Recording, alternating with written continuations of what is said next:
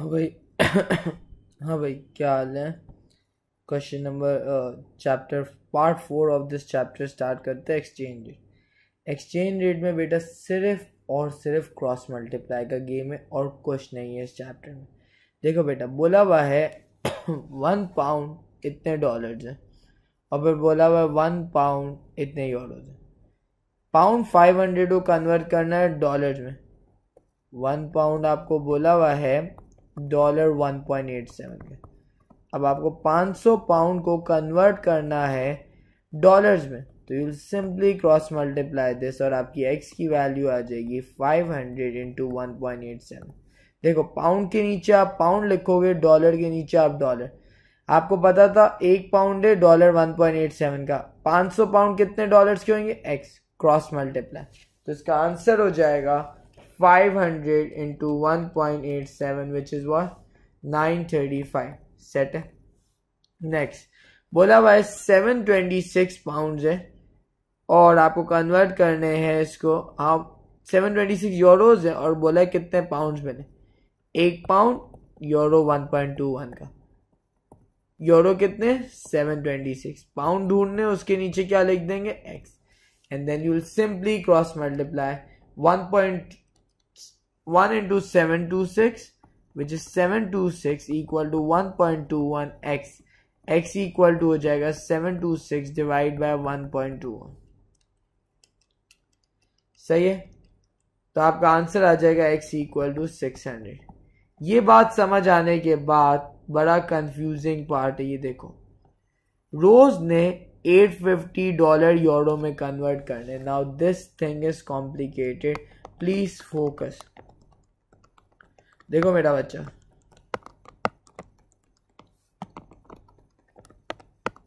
Okay, बोला हुआ है 1 पाउंड $1.87 का और ये भी बोला हुआ है 1 पाउंड यूरो 1.21 का। क्या ये दोनों सेम है? तो आप कह सकते हो कि यूरो 1.21 इज इक्वल टू $1.87। अगर 1 पाउंड $1.87 का है और 1 पाउंड यूरो 1.21 का, एक पाउंड की बात हो रही है, तो आप इन दोनों को भी सेम कर सकते हो क्योंकि ये दोनों सेम है, राइट। अब आपको बोला हुआ है $850 है, यूरोज ढूंढो।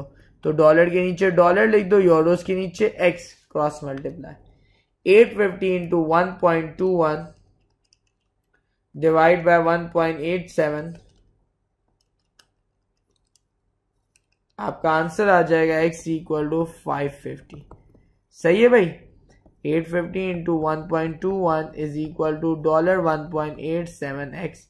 तो x equal to 850 into 1.21 upon 1.87 हो जाएगा।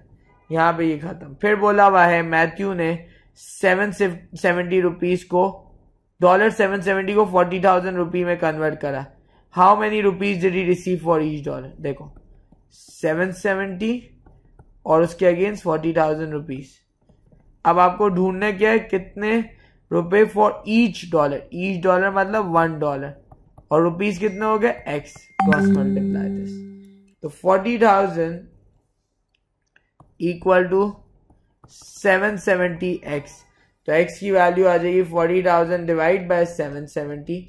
x इक्वल टू आपका आ जाएगा 51.94। ओके भाई। नेक्स्ट पार्ट भी इसके जैसा ही है। The exchanges between the pound and the dollar is this. Pound dollar, pound dollar के नीचे आप लिख दो बेटा डॉलर विच इज 270। आपको ढूंढना पाउंड है, क्रॉस मल्टीप्लाई। तो इसका आंसर हो जाएगा 1.80x equal to 270। 270 divide by 1.80, आपका आंसर आ जाएगा 150। सही है भाई। 3 1 पाउंड बोला हुआ है $1.87 का है। सही है भाई। और बोला हुआ है 1 पाउंड यूरोज एक्स का। ठीक है। क्या ये दोनों सेम है? तो you can say euro x equal to $1.87। अब आपको बोला हुआ है $850। तो डॉलर के नीचे 850, इसके नीचे यूरो के नीचे 550। You will cross multiply this. आपका आंसर आएगा 1.87 multiply 550 which is 1.87 multiplied 550 equal to 850x, तो x की वैल्यू आ जाएगी 1.87 into 550 divide by 850, 1.21. Set. This was exchange rate.